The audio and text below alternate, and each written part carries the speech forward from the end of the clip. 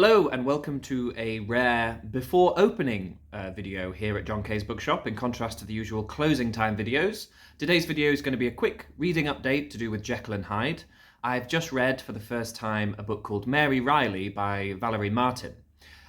Despite being a huge fan of Jekyll and Hyde, and despite this book being adapted into a film starring Julia Roberts and John Malkovich, directed by Stephen Frears, I'd never heard of this before. I don't know how it's passed me by until now, but I'd like to talk to you a little bit about it.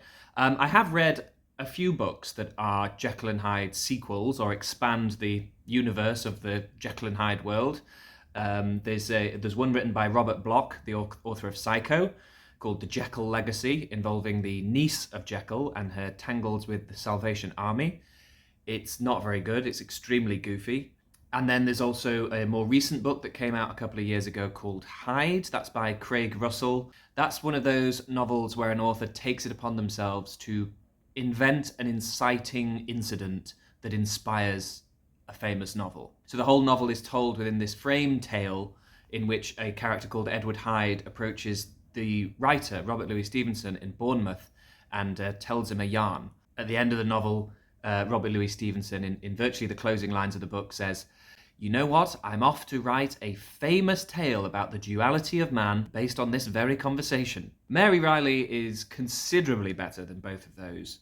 It's only sort of a sequel. It's actually more like a Rashomon type alternative perspective on the events of Jekyll and Hyde. It is told by the eponymous Mary, who is a servant in Dr. Jekyll's household, and the novel closely follows the events of Stevenson's original, but from inside the house, not looking from outside the door. I thought this was a really irresistible premise, to see Jekyll at close quarters, to see the private Jekyll instead of the face he puts on when he's interacting socially with his peers and with his lawyer, Utterson. Mary as a character is cheerful and optimistic, despite having suffered a terrible upbringing, abused by her father.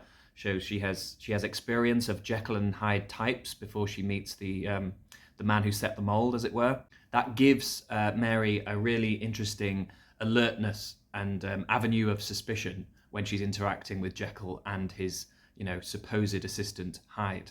Like so many film versions of Jekyll and Hyde, the novel finds it necessary to explicitly spell out that Jekyll is transforming into Hyde in order to go to a brothel and attack prostitutes. Jekyll's consciousness of the actions of Hyde is kept vague in the original novel. We don't know if Jekyll's lying to us. He might know exactly what's going on. He confesses to gentlemanly vices. We don't know if what Hyde is doing are the fantasies that Jekyll's always kept secret, or whether they are, the result of a fairly minor vice, drinking, socializing, whoring, that has snowballed to a depraved extreme when they've been unleashed in combination with Hyde.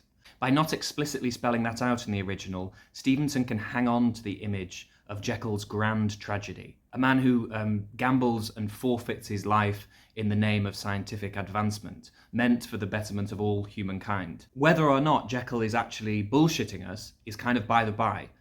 If you don't spell it out, you get to keep turning the glass and catching the light in different ways.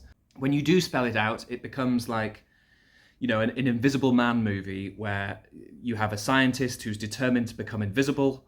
That's all that obsesses him, and the second he does, he uses it to sort of sneak into women's bedrooms. The grand Faustian part of the narrative is gone. This is now just a Peeping Tom movie. That was my main problem with the book. There were many things that I thought it did really, really well. You can tell that Martin has really closely studied Stevenson's book, not just from the meticulous way in which she parallels the action of the novel, the actual events, which are fascinating for any Jekyll and Hyde fan, but also the way in which she picks up on some of Stevenson's idiosyncrasies.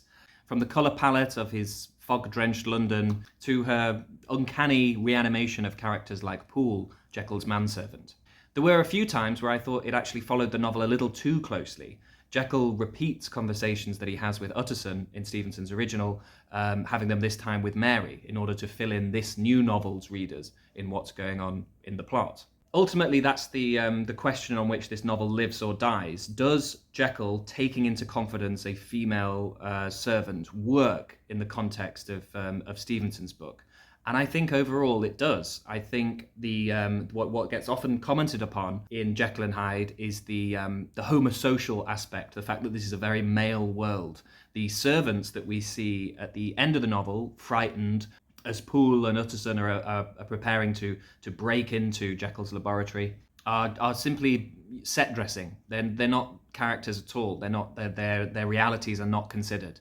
This gives Valerie Martin a terrific opportunity to create a whole character who has a unique vantage on Jekyll. Having edited a version of Jekyll and Hyde myself and having had to make decisions about the original's idiosyncratic spelling and formatting, I got a particular kick out of the fact that Valerie Martin ends this with an afterword commenting on the documents that we have just read. She takes on the role of an editor who has supposedly found Mary Reilly's diaries, and then comments on Mary's own choice of spelling and dialect, including her use of the word mun for must. It's a dialect variant. It's also a dialect variant of the word man, which I'm sure Martin was aware of as she left on every page an altered man. So yeah, overall, I'd really recommend it if you're a fan of Jekyll and Hyde. And also the film version starring Julia Roberts as Mary Reilly and John Malkovich as Jekyll and Hyde is currently available for free on YouTube. I'll link it in the video description box below. That's all for now. Until next time, happy reading.